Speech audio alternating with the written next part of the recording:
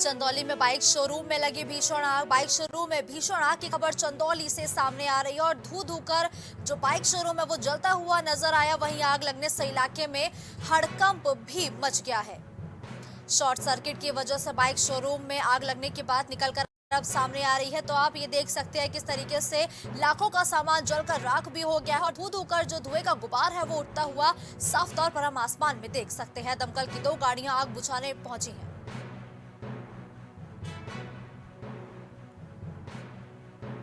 PDDU नगर के पास का ये पूरा मामला बताया जा रहा है, जहां एक बाइक के शोरूम में भीषण आग लग गई है। वहीं आग लगने से तकरीबन लाखों का नुकसान भी बताया जा रहा है। कन्नौज में 2 गुटों में चले ईंट और पत्थर तो 2 गुटों में हिंसक झड़प की खबर कन्नौज से हम लगातार आप तक पहुंचा रहे हैं। इस दौरान एक गाड़ी क्षतिग्रस्त भी हो गई है तो 2 गुटों की झड़प में एक गाड़ी के क्षतिग्रस्त होने की भी खबर है। किसान यूनियन की गाड़ी क्षतिग्रस्त हुई है। मौके पर भारी पुलिस फोर्स भी तैनात रही तो 2 गुटों के हिंसक झड़प में एक गाड़ी क्षतिग्रस्त भी हो गई है, जिसकी सूचना पर पहुंची पुलिस लगातार जांच पड़ताल में जुटी है। छिबरामऊ के पश्चिमी बाईपास का ये पूरा मामला बताया जा रहा है, जहां 2 गुटों में जमकर ईंट और पत्थर चले हैं। कानपुर में वकीलों की हड़ताल लगातार जारी है तो लगातार वकीलों की हड़ताल उद्योग नगरी कानपुर में जारी है। जिला जज के स्थानांतरण तक ये हड़ताल यूं ही जारी रहेगी। बैठक में लिए गए निर्णय में 4 से 13 अप्रैल तक हड़ताल की बात कही गई है। जिला जज गेट पर भी जोरदार वकीलों का हंगामा देखने को मिला। हिंदी भाषा को बढ़ावा देने पर लखनऊ यूनिवर्सिटी की पहल तो हिंदी भाषा को बढ़ावा देने के लिए लखनऊ यूनिवर्सिटी की अनोखी पहल देखने को मिली। एलयू कुलसचिव ने सभी संकाय अध्यक्ष को पत्र लिखा है। नई शिक्षा नीति के तहत हिंदी में पुस्तकें हो संचालित। आगामी सत्र में पढ़ाई और परीक्षा कराने की रूपरेखा पर भी नजर रखी जा रही है। वहीं आपको बताते चले कि कुलसचिव ने 8 अप्रैल तक रिपोर्ट देने के भी दिशा निर्देश जारी किए हैं। तो हिंदी भाषा को बढ़ावा देने पर लखनऊ यूनिवर्सिटी ने एक पहल की शुरुआत की है। लखनऊ यूनिवर्सिटी के कुलसचिव ने सभी संकाय अध्यक्ष को पत्र लिखते हुए जल्द से जल्द रिपोर्ट भी मांगी है। नई शिक्षा नीति के तहत हिंदी में पुस्तकें हो संचालित। इस खबर पर ज्यादा जानकारी के लिए हमारे सहयोगी विभांशु हमारे साथ जुड़ चुके हैं। विभांशु, लखनऊ यूनिवर्सिटी में हिंदी को बढ़ावा देने के लिए काफी कुछ नई पहल की शुरुआत की जा रही है। जी, आपको बता दें कि देश की मातृभाषा कही जाने वाली हिंदी को बढ़ावा के लिए लखनऊ यूनिवर्सिटी कहीं ना कहीं अब इसमें सामने आया है। आपको बताएं कि हिंदी भाषा को बढ़ावा देने की पहल शुरू की गई है, जिसमें को लेकर एलयू के लखनऊ विश्वविद्यालय के कुलपति ने संकाय अध्यक्षों को पत्र लिखकर नई शिक्षा नीति जो न्यू एजुकेशन पॉलिसी आई है उसके द्वारा हिंदी में पुस्तकों को संचालित पर पत्र लिखा है। आपको बता दें कि आगामी सत्र के दौरान हिंदी में पढ़ाई व अगर आपको बताया कि परीक्षा कराने की लेकर रूपरेखा क्या है, इसको लेकर हिंदी विभाग में संकलन कितना किया गया है, इसको लेकर एक समीक्षा भी की। साथ ही साथ कई विभागों में अंग्रेजी में पुस्तक है उन्हें हिंदी में उपलब्ध कराने की कार्य योजना तैयार की गई है। अगर आमतौर पर देखा जाए तो तमाम जो विश्वविद्यालय है वहां पर अलग अलग पृष्ठभूमि से छात्र आते हैं। आमतौर से अगर गाँव के स्कूलों को देखें जो यूपी बोर्ड से आते हैं, उन छात्रों को कहीं ना कहीं इंग्लिश में किताबें होने से उन्हें भारी मुश्किलों का सामना करना पड़ता है। विभांशु, जिस तरीके से पुस्तकों को तो हिंदी में अब अवेलेबल कराया जाएगा, तो क्या जो एग्जाम्स है बच्चे वो भी हिंदी में दे सकेंगे? जी बिल्कुल, आपको बताया कि आगामी सत्र जो होंगे उसमें इसको लेकर रूपरेखा तैयार की गई है कि हिंदी में पेपर कराए जाएंगे। साथ ही साथ आप अगर देखें तो उत्तर प्रदेश के अंदर में जब अखिलेश यादव की सरकार आई थी उस वक्त अगर बात की जाए 2007 में तो प्रश्न पत्रों में हिंदी और इंग्लिश दोनों नजर आए थे। ठीक वैसे ही अब हिंदी में पूरी जो इंग्लिश की पेपर होती है उसका अनुवाद और साथ ही साथ हिंदी में पेपर कराने को लेकर एक कार्य योजना भी तैयार की गई है और आगामी सत्रों में देखने को मिल सकता है उसका। जी बिल्कुल, धन्यवाद विभांशु इस खबर पर हमारे साथ जुड़ने के लिए।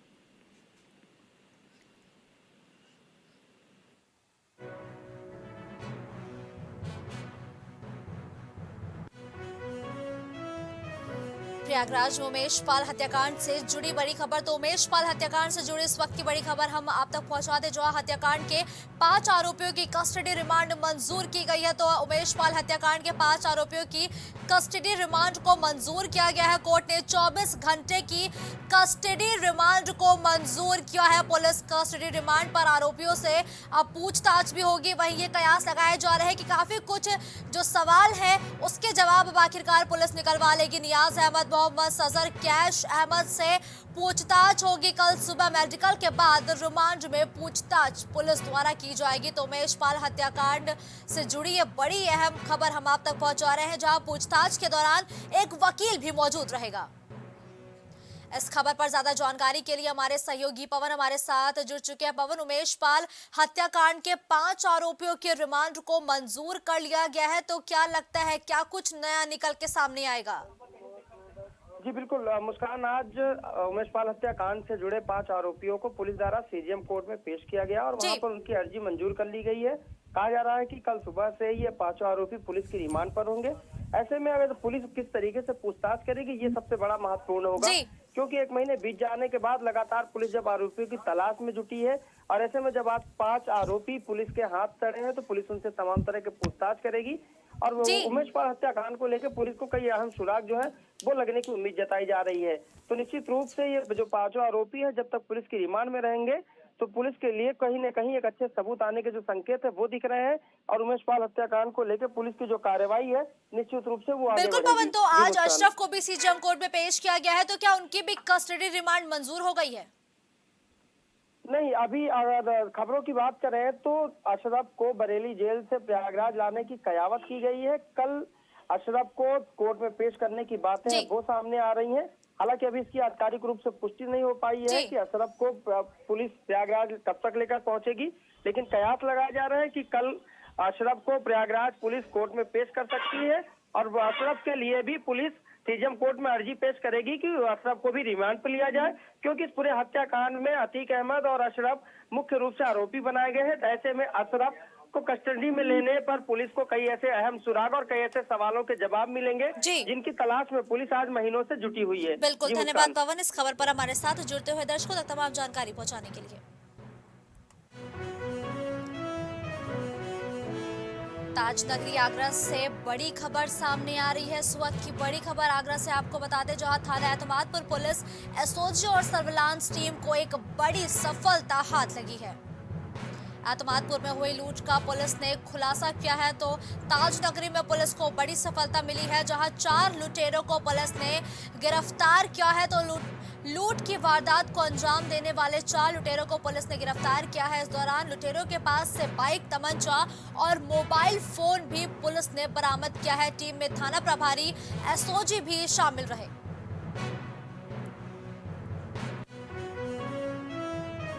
सहारनपुर में एक्टिव मोड में दिखे एसएसपी विपिन टंडन। एसएसपी ने यातायात व्यवस्थाओं का जायजा लिया है। तो विपिन टांडा अलर्ट मोड पर नजर आए। इस दौरान वो यातायात व्यवस्थाओं का जायजा लेते हुए भी दिखाई दिए। एसबीटी पुल पर चल रहे निर्माण कार्य का भी उनके द्वारा जायजा लिया गया। यातायात व्यवस्था को भी बेहतर करने के निर्देश दिए गए। 2 दिवसीय दौरे पर फतेहपुर पहुंचे डिप्टी सीएम ब्रजेश पाठक। तो फतेहपुर के दौरे पर डिप्टी सीएम ब्रजेश पाठक पहुंचे हैं, जहां खागा कस्बे में पहुंचकर मंडल समिति का निरीक्षण करते हुए भी डिप्टी सीएम ब्रजेश पाठक नजर आए हैं। वहीं संबंधित अधिकारियों को साफ सफाई रखने के दिशा निर्देश भी डिप्टी सीएम द्वारा दिए गए हैं। जिला अस्पताल में फॉर्मोर्स एनालाइजर मशीन का भी उद्घाटन डिप्टी सीएम द्वारा किया गया है। अस्पताल पहुंचकर वो मरीजों का हालचाल भी लेते हुए दिखाई दिए हैं। तो 2 दिवसीय दौरे पर डिप्टी सीएम ब्रजेश पाठक फतेहपुर पहुंचे हैं। छोटे काम है मरम्मत के, उनको कराने के लिए कहा है तत्काल, और मरीजों को हमने बात किया है, मरीज संतुष्ट हैं, उनको छुट का इलाज और जो भी आवश्यकता होगी कल हम बिंदुवार समीक्षा करेंगे और जो भी आवश्यकता होगी फतेहपुर जनपद को हम उसको करेंगे। फतेहपुर जनपद को हम सर्वश्रेष्ठ जनपद के रूप में, नंबर 1 के जनपद के रूप में।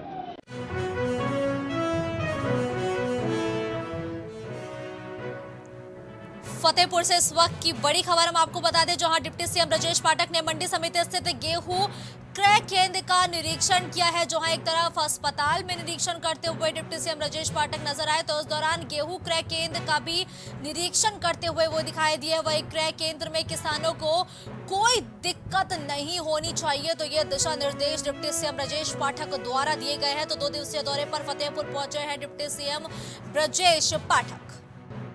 सभी प्रदेश की जो विकास योजनाएं उनके स्थलीय निरीक्षण भी करेंगे और फिर इसका बिंदुवार विभागवार समीक्षा भी कल होगी। फतेहपुर जनपद विकास के एजेंडे में प्रथम नंबर पर रहे, इसलिए हमारी सरकार प्राथमिकता के साथ स्थलीय निरीक्षण भी कर रही है और सारी योजनाओं को हम लागू करेंगे। सर, अति पर लगातार शिकंजा कसता जा रहा है इस पर। देखिए, प्रदेश में अपराध और अपराधी जब तक समाप्त नहीं होते लगातार कार्रवाई जारी रहेगी। एक एक अपराधी को हम कड़ा सबक सिखाएंगे और अदालत के माध्यम से पैरवी करके कड़ी से कड़ी सजा दिलाएंगे। कन्नौज में पूर्व प्रधान के खिलाफ प्रशासन की बड़ी कार्रवाई, तो पूर्व प्रधान पर एक बार प्रशासन का हंटर चला है, जहां पूर्व प्रधान की 12 करोड़ की संपत्ति को जब्त किया गया है।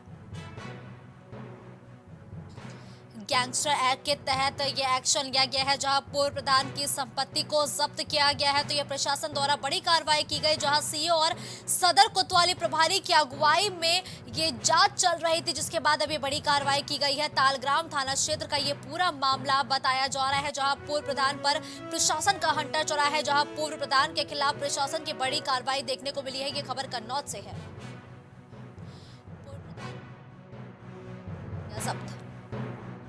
थाना तालग्राम क्षेत्र में गैंगस्टर एक्ट की धारा 14(1) के तहत अभियुक्त तोताराम की अवैध तरीके से अर्जित की हुई संपत्ति, जिसकी कीमत लगभग 12 करोड़ रुपए है, उसे सरकार के पक्ष में कुर्क किया गया है। यह अभियुक्त गैंगस्टर एक्ट में जेल में निरुद्ध है। अग्रिम विधिक कार्रवाई प्रचलित है।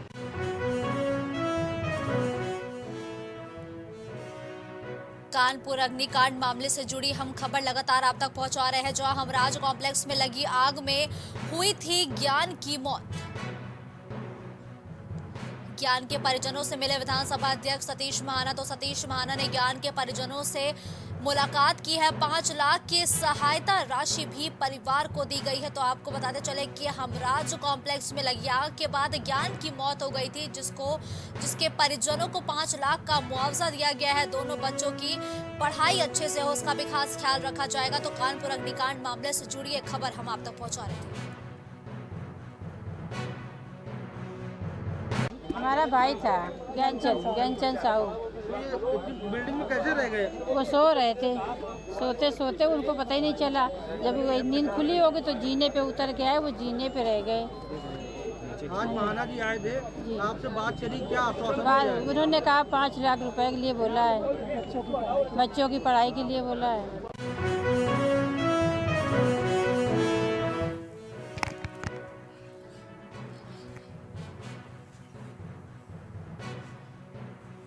तो हमराज कॉम्प्लेक्स में लगी आग के बाद ज्ञान की मौत हुई थी, जिनसे मुलाकात करने आज विधानसभा अध्यक्ष सतीश महाना पहुंचे। तो ज्ञान के परिजनों से विधानसभा अध्यक्ष सतीश महाना ने मुलाकात की है। वही 5 लाख की सहायता राशि भी परिवार को दी गई है। दोनों बच्चों की पढ़ाई का भी आश्वासन दिया है। वही सतीश महाना ने कहा है कि दोनों बच्चों की पढ़ाई अच्छे से हो, उसका भी खास ख्याल रखा जाएगा। तो कानपुर अग्निकांड मामले में एक व्यक्ति की मौत की बात लगातार कही जा रही थी, तो वही हमराज कॉम्प्लेक्स में लगी आग के बाद ज्ञान की मौत हो गई थी। ज्ञान के परिजनों से मिले विधानसभा अध्यक्ष सतीश महाना। तो आपको बताते चले कि कानपुर अग्निकांड के बाद न जाने कितने ज्यादा के कपड़ों का नुकसान हुआ था, लाखों के, करोड़ों के, ये यूं कहे कि अरबों के ज्यादा से कपड़ों का नुकसान हुआ था, जिसके बाद एक की मौत की भी खबर आई थी।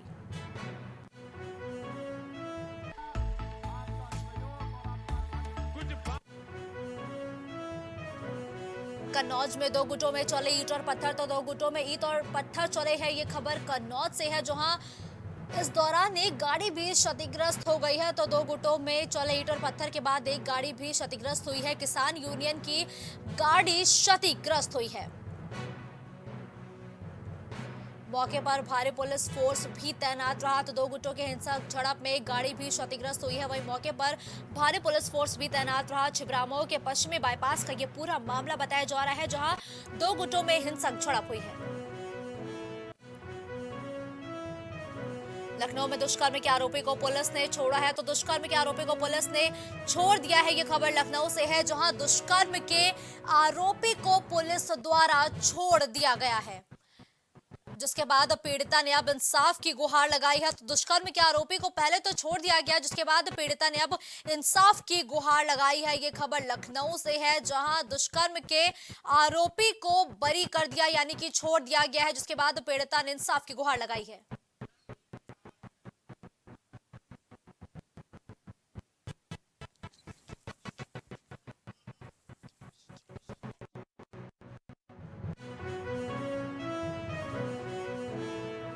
खबर लखनऊ से है, जहां दुष्कर्म के आरोपी को पुलिस ने छोड़ दिया है। तो जिसके बाद पीड़िता ने अब गुहार लगाई है। दुष्कर्म के आरोपी को पुलिस ने छोड़ दिया है।